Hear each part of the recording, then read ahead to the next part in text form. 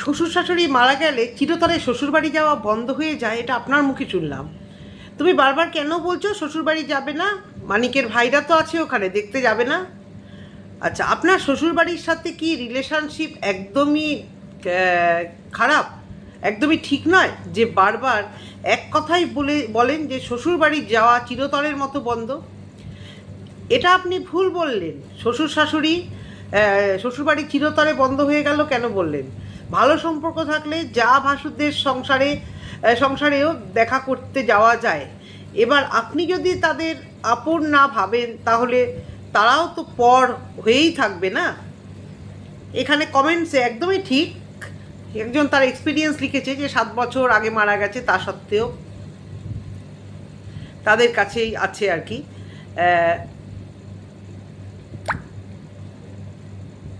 মানে ওনার আর কি দেওর ওনার কাছেই আছে।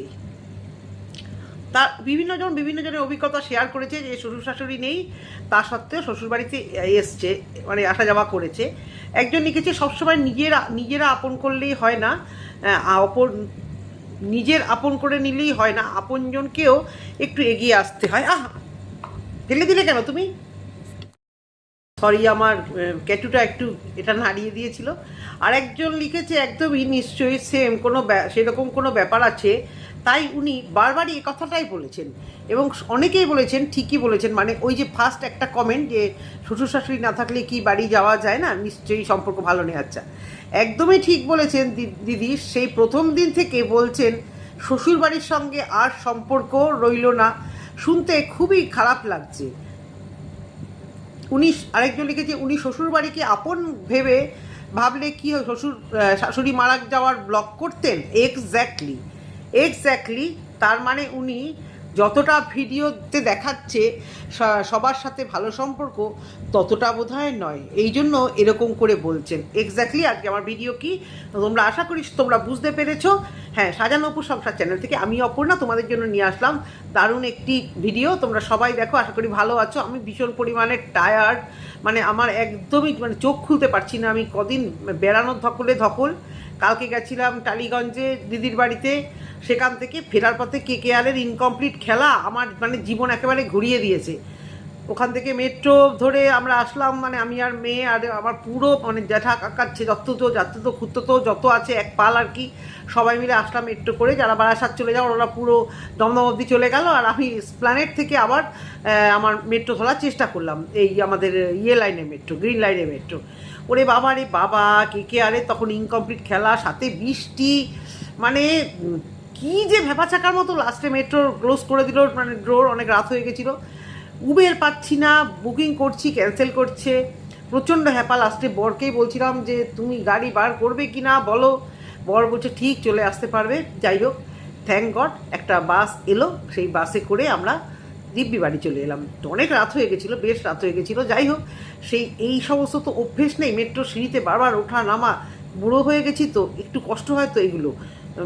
মেট্রোতে আমি একদমই কমফোর্ট নয়, কিন্তু আমাদের বাড়ি যেই জায়গাটায় একদমই মেট্রোটা আমাদের সুবিধে নয়, কিন্তু যেহেতু এতটা ডিস্টেন্সে আমি যাব, সেই ইস্ট ক্যালকাটা থেকে একেবারে সাউথ ক্যালকাটার এক্সট্রিম, ওভাবে তো আর কিছুতে গেলে অফিস টাইমে একদম মানে যাওয়াই ভোগের বাসি হয়ে যাবে। যাই হোক, সেই গিয়ে আমি খুব ক্লান্ত, আজকে ভিডিও দেবো ভাবিনি।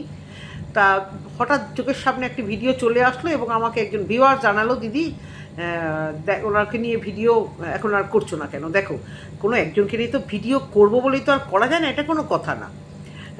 তখন বললো দেখো ভিডিও এসেছে, দেখতে পারো।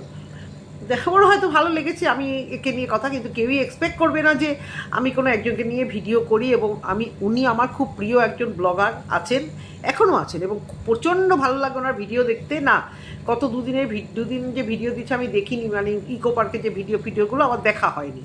তো আজকে ভিডিওটা দেখলাম সময় করে, ছোট ভিডিও তো না, একটু দেখেই যাই। তারপরেই দেখলাম যে এরকম টাকা চেনাচ্ছে। সবার আগে বলি, গান্ধীকে মনীষী বলাটা ভুল হয়েছে, উনি তখন কেটেও দিয়েছে। মা বলেছে মনীষী, উনি বলেছে ফ্রিডম ফাইটার, একদম গান্ধীজি ফ্রিডম ফাইটার। এবং কোনো একজন মানে বিতর্কিত কাউকে নিয়ে এতটা বোধহয় বলাটাও ঠিক না, কারণ এটা নিয়ে অনেক আমারও বলা ঠিক না, কোশ্চেন মার্ক অনেক রকমের চলে আসে। টাকায় ওনার ছবিটা নিশ্চয়ই আছে, ভালো খারাপ সব রকমই আছে। যাই হোক, এটা খুব ভালো গুণ, অসম্ভব ভালো গুণ। মানে মাসিমার এই যে গুণটা, যে এই যে টাকা কালেক্ট করা, আমার একসময় স্ট্যাম্প কালেক্ট করা যেটা অনেকেরই থাকতো সেটা ছিল, এবং পুরনো টাকা আমি রেখে দিয়েছি। আমি কাছে পুরনো যে নোটগুলো বাতিল হয়ে গেছে আমি রেখে দিয়েছি, জানি ওগুলো বড় অ্যামাউন্টের, তাও কখনো তো নস্টালজিয়া হয়ে ওগুলোকে দেখতে পারবো, রেখে দিয়েছি। বাংলাদেশের কিছু টাকাও আছে যেটা আমি বাবার কাছ থেকে পেয়েছিলাম। আর আমার বাবা যেহেতু সমস্ত দেশ বিদেশ ঘুরেছে, প্রত্যেকটা দেশের কয়েন না আমার কাছে নেই, আমার ও বাড়িতে আছে, মানে বাবার বাড়িতেই আছে।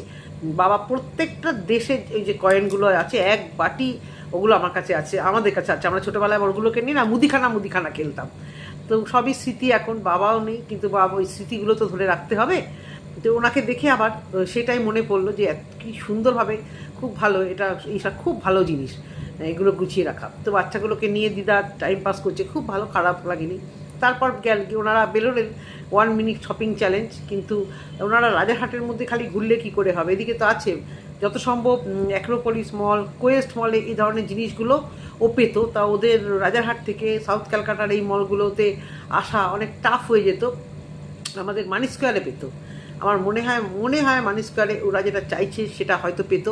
গড়িয়াহাটে একটা ওন্ডার টয়েস বলে একটা মল নয়, একটা মলের মতোই আর কি, নিজস্ব এরকম টয়েসের জায়গা আছে, পেত হয়তো, জানি না। আমার ছেলে মেয়েদের ছোটোবেলায় গেছিলাম, এখন তো ছেলেমেয়েরা বড় হয়ে গেছে, ঠিক এক্স্যাক্ট বলতে পারবো না, সুতরাং ফ্রিতে জ্ঞান দেওয়ার কোনো দরকারও নেই। তো ওনারা মনে হয় সম্ভবত আমার এখানে ইয়েতে গেছিলো, অ্যাক্রোপলিস মল নয়, এখানে রাজারহাটে যে এক্সিস মলটায় বোধহয় গেছিলো ওরা, CC2-তে ফার্স্টে বোধহয় গেছিলো, দেখায়নি তো কিছু। মল তো সব মোটামুটি জায়গা সব একই টাইপের লাগে, দেখে মনে হচ্ছিলো যে ওরা CC2 আর এক্সিস মলটাকে কভার করেছে, মনে হচ্ছিলো আমার। ওখানে হোম টাউন আছে, হোম টাউনে তো যাবে না, ওখানে অনেক কটাই টুকটাক মল আছে। তো যাই হোক, ওদের গতিবিধি জানার আমার কোনো ইচ্ছাও নেই, কোনো চেষ্টাও নেই, জাস্ট আমার কিউরিওসিটি থেকে আমি বললাম। হ্যাঁ, তো একটা ওই খেলার জায়গাগুলো দেখলাম, ভালো লাগলো। কিন্তু এখন মনে হয় উনি দেশে ফিরে গেছে, কারণ কেন বলছি, যে উনি বললেন যে খুব গরম নেই, খুব ঠান্ডাও নেই, ওয়েদারটা খুব স্মুথ, ঘুরতে ভালো লাগছে। ওরা যেখানে থাকে সেখানে ঠান্ডার জায়গা, অন্তত এই টাইমটাকে কেউ স্মুথ টাইম বলবে না, কারণ আমরা কলকাতাবাসীরা অলরেডি শেষ, অলরেডি পিষে কিন্তু আমরা শেষ। এত প্রচণ্ড গরম পড়ছে, মানে সে বলার না। তোমরা আওয়াজ পাচ্ছ, আমি অগত্যা আমি দরজা বন্ধ করে ভিডিও করে আর পাচ্ছি না, এসিটা চালিয়ে দিয়েছি, একটু আওয়াজ হচ্ছে, একটু ক্ষমা কিনা করে নিও। তো সম্ভবত উনি ফিরে গেছেন এবং ছোট ছোট ভিডিওগুলোকে উনি করে রেখে সেগুলোকে উনি পোস্ট করছেন, কিন্তু দীঘার ভিডিওগুলো এখনও পেলাম না, মানে। এবং এখন মনে হচ্ছে বেশ গুছিয়ে কিন্তু উনি মোটামুটি সামার ভ্যাকেশন উপভোগ করছেন। অনেকেই জানতে চাইছেন যে ওনার মেয়ে এবং ওনার হাজব্যান্ডকে দেখাতে বলার জন্য রিকোয়েস্ট করছে। ওনারা তো কমেন্ট বক্স বা ভিউয়ারদের খুব একটা পাত্তা দেয় না, তো সেই জায়গা থেকে একটু ভিডিও কলে ওদেরকে দেখিয়ে দিতে পারতো। অনেকেই করে এটা, আলাদা হয়ে গেলে ভিডিও কলিংয়ে দেখা, সেটাও উনি দেখাতেই পারতো। তো যাই হোক, উনি যেটা ভালো মনে করছে সেটাই করছে। আমাদের যেখানে বলার সেখানে একটাই কথা, আমি না ওরকম ভিডিও, ওরকম কন্ট্রোভার্সি আমি করি না। বেশি মাছ খেলো কেন, ওখানে 2টো মাছ এলো, কম খেলো কেন, ওখানে 5 জন এলো, যেটা ওই সমস্ত ছোটোখাটো এই সমস্ত কন্ট্রোভার্সি আমার কলতলার কালচার মতো লাগে, যেটা আমাদের মারিয়াকে নিয়ে অনেকেই করে এইসবকে নিয়ে আমি বলি না। কিন্তু এগুলো যিনি কেন বলি, যে ওনাকে কি সমাজকে কিছু শেখাতে হবে, যে কোনো ধরো ইনফ্লুয়েন্সার যারা, তাদের কাছ থেকে আমরা কিছু শিখবো, যেটা ওনাকে দেখে কিন্তু ব্লগিং করা প্রচুর মানুষ শিখেছে, ভালোবেসেছে, দেখতে ভালো লেগেছে।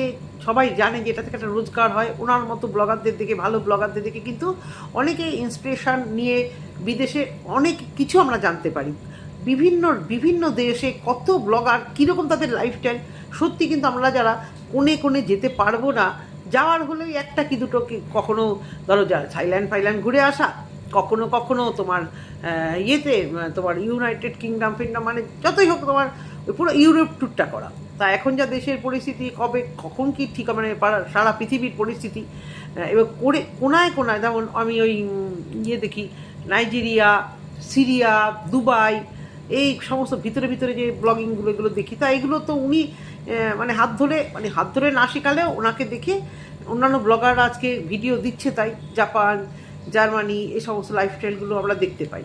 তো ওনার কাছ থেকে আমরা সেটা ভালো এক্সপেক্ট করব। উনি বারবারই এটা কেন বলছে, যে সেই জন্যই বলতে আসা, যে শ্বশুরবাড়ির সঙ্গে মানে আরেকটা দিক বন্ধ হয়ে গেল। মা, তুমি বারবারই জিজ্ঞেস করছো কি, মা বাবা, যে কী খাবি, আমার আরেকটা দিকও ছিল, সেটা চিরতরে বন্ধ হয়ে গেল। বারবারই উনি কি বলছে, তাহলে কি সত্যি উনি যেটা ক্যামেরাতে দেখিয়েছে অতটাও ভালো সম্পর্ক নয়? নাই থাকতে পারে, নাই থাকতে পারে, ছেড়ে দাও, আমাদেরও নেই। কিন্তু তাহলে উনি ওই এয়ারপোর্ট থেকে ওই অ্যাক্টিংটা করতে করতে যে আসছিলেন, এই 100বার অ্যাক্টিং, তোমরা যে যাই ভাবো ওটা অ্যাক্টিং, ওটা অনেকটাই জল মেশানো। ভিউয়ার্সরা যারা সবাই না কাউকে ভালোবাসে অন্ধের মতোই, যে ওনার ভিউয়ার্স অন্ধের মতো ভালোবাসে, দেখা করার জন্য মরিয়া হয়ে তুমি কোথায়, তুমি কোথায়, তুমি এখন কোথায়। সম্ভবত উনি ফিরে গেছে। এরপরে হয়তো নেক্সট আমরা হয়তো আস্তে আস্তে দীঘার ভিডিওগুলো দেখতে পাবো। এটা তো শিওর যে দীঘায় গেছিলো, কারণ হোটেল প্রমোশন ফেসবুকে উনি দিয়েছে, ফেসবুকে ভিডিওগুলো ছাড়েনি। বলছে ফেসবুকে ভিডিওগুলো পরে ছাড়বে, মানে দীঘার বড় ভিডিওগুলো। তার আগে ইউটিউবে কিন্তু যদি প্রমোশনই ভিডিওই না হয় ভাই, যদি প্রমোশন ভিডিও না হয় যেটা উনি বলছে, তাহলে ইউটিউবে দিল না, উনি কিন্তু সুন্দরভাবে ফেসবুকে দিল। কেন? ওই একই জিনিস ইউটিউবেও তো দিতে পারতো। ইউটিউবে ভিডিওগুলো ছাড়ছে, আর ইউটিউবে প্রচুর মানে আর্ন করাটা বেশি যায়, যেহেতু উনি এই সুযোগটা নিয়ে মানে গুছিয়ে কিন্তু ব্লগিং করতে উনি ইন্ডিয়াতে এসেছে। যে যাই বলো, উনি গুছিয়ে ব্লগিং করছে। তো সেই গুছিয়ে ব্লগিং করার জন্যই কিন্তু উনি বেশ সুন্দর ইউটিউবে তখনকার জিনিসগুলো ছাড়ছিল, কিন্তু ওই সময়কার জিনিসগুলো কিন্তু উনি ফেসবুকে ছাড়লেন না। কেন না? মনিটাইজেশন অফ করতে পারলেন না। এর আগেও উনি বলেছিলেন মনিটাইজেশন অফ করতে পারিনি সুইডেনকে নিয়ে। তা উনি এখনও ওটা শেখেনি কেন, এটা আমার একটা বিরাট প্রশ্ন। কিন্তু ফেসবুকে উনি দীঘার হোটেল প্রমোশনটা রিলসের মাধ্যমে দেখেছি আমরা। দীঘার ভিডিও নিশ্চয়ই আসবে, সেসব পরের কথা। প্রশ্ন একটাই থেকে যায় যে উনি যে শ্বশুরবাড়ির মেজদি তারপর মেবি কমেন্ট বা কারোর ভিডিও দেখে আমি তো বলেইছিলাম যে কোথায় বর্দি কোথায় মেবি সেই ভিডিও দেখে লাস্ট দিনে বর্দা করে করতে করতে গেছে। কিন্তু মেজদা এত ভালো, এত তাহলে শ্বশুরবাড়ি কেন যাবে না? আমারও তো শাশুড়ি মা কবে মারা গেছে। হ্যাঁ, না আমি শ্বশুরবাড়িতেই থাকি অবশ্য করে, কিন্তু আমার মাসি শাশুড়ি মামা শ্বশুরদের সঙ্গে গেট টুগেদার বা যে কোনো অনুষ্ঠানে কোথাও তো বাদ নেই, আর কোথাও তো মনে হয় না যে ওরাও আমাকে বাদ দিয়েছে, যে যাক গে এখন তো আমাদের দিদি মারা গেছে বা কারোর বোন, মানে বড় মামার বোনই আর কি, বোন মারা গেছে, তাদেরকে আর সেভাবে মেলামেশা করা যায় না, এটা তো মনেই হয় না। বরঞ্চ আমার মাসি শাশুড়ি যে পুনায় থাকে, সেই শাশুড়ি মাকে যেহেতু আমার একদম ডিটো এই শাশুড়ি মার মতো দেখতে, আমার বড় তাকে একদম মানে পেলে পরে আর মানে ধরে আর দেখে কে, আমারও তাই। ওই মাসি শাশুড়িকেই মনে হয় একদম ডিটো, একদম মনে হয় আমার শাশুড়ি মার কাছেই আছি। সেই কথা বলছে, এই হচ্ছে গিয়ে কথা। তো খুব ভালো লাগছে এইসব বলাতে। কি একটা আওয়াজ হলো বলে বাড়িটা ডিস্টার্ব হয়ে গেল বাইরে বোধহয়। তো আমার একটাই কথা, যে শাশুড়ি মা চলে গেলে কেন শাশুড়ি মা চলে গেলে তোমার ইয়েটা চলে যাবে। তো আবার একটু কাট করতে হলো, চেঁচামেচি হচ্ছে, কি পড়েছে এমন চেঁচামেচি হচ্ছে, দরজা ঠিকরে বেরিয়ে আসছে আওয়াজ। তো এই হচ্ছে গিয়ে কথা। উনি যেটা দেখিয়েছেন সোশ্যাল মিডিয়াতে, যে ওনার সম্পর্ক খুব ভালো, সেখান থেকে আমরা সত্যি ইন্সপায়ার হতেই পারি যে খুব সুন্দর সম্পর্ক। একটা ফ্যামিলিতে বন্ডিং কত সুন্দর, সমস্ত কিছু বাইরে থাকলেও সম্পর্ক একদম ঠিকঠাক। কিন্তু উনি সোশ্যাল মিডিয়াতে দেখাচ্ছেন যে শাশুড়ি মা চলে যাওয়া মানে শ্বশুরবাড়ির সঙ্গে সম্পর্ক একদম ছিন্ন। তাহলে ব্লগাররা যে মিথ্যে কথা বলে, ব্লগাররা যে ব্লগাররা যে স্ক্রিপ্টেড ভিডিও দেয় শুধুমাত্র ভিউজ আর্ন করার জন্য, এখানে তো কোনো ভুল নেই। এবারে নেগেটিভ ভিউয়ার্সরা নিশ্চয়ই তাদের কিছু খারাপ মন্তব্য আমার জন্য রেডি করা আছে। তোমরা তোমাদের যুক্তি দিয়ে অবশ্য করেই বলতে পারো যে আমি কি কিছু ভুল বা কিছু খারাপ কথা বলেছি। উনি সোশ্যাল মিডিয়াতে এগুলো দেখাচ্ছেন এবং সেই বলার রাইটটা আমাদের কন্ট্রোভার্সি ক্রিয়েটারের আছে। অ্যাজ আ কন্ট্রোভার্সি ক্রিয়েটার আমি মনে করছি এটা বলার আছে। এখানে তো ভুলের কিছু নেই, তাই না? ভুল উনি করেছেন, সেটা আমরা সেটা আমাদের মতো করে ডিসক্রাইব করব। না ওনার সাথে পার্সোনালি কোনো ভাব ভালোবাসা, না কোনো পার্সোনালি ওনার সঙ্গে আমার শত্রুতা। তাহলে ব্লগারদের কি বিশ্বাস করবে আর বলো? এরপরে অন্য কোনো ব্লগার বা উনিও যদি নেক্সট আরেকবার হালি শহরের দিকে আসেন, আর ওনার হাজবেন্ড সে কি কখনো আসবে না? তার জন্মভিটায় কখনো কি পা দেবে না জন্মভিটেতে? তাহলে এটা কি ধরনের কথা? তাহলে এই জিনিসটা যখন ওনার ফ্যামিলির সঙ্গেও হবে, মানে ওনার ভাইও তো আলাদাই থাকে, তাহলে ওনার বাড়িতে কিছু অঘটন ঘটলে তাহলে ভাই ভাইয়ের বউ কখনো ওখানে আর পা দেবে না, এটা বংশ পরম্পরায়। আর বাচ্চাটাকে মানে ওনার নিজের বাচ্চাকে টাকা পয়সা শেখাচ্ছে, মহাত্মা গান্ধী উচ্চারণটা ভালোই বলেছে, কিন্তু কি মনে হয় উনি এখানে আসবেন যেভাবে সাধ্য শান্তি শিখিয়েছিল ওনার, তোমাদের কি কারোর মনে হয় উনি ওই বাচ্চার যে বাংলা উচ্চারণই করতে পারে না আর নেক্সট উচ্চারণ শিখবে এবং বাংলা কালচারে জানবে সব কিছু? এটা জাস্ট ভিউজের জন্য। ওখানে গেলে আবার কে গান্ধী, কে নেতাজি, কে রামকৃষ্ণ সবই ওর মাথা থেকে বেরিয়ে যাবে এবং এটা কোনো দোষের নয়।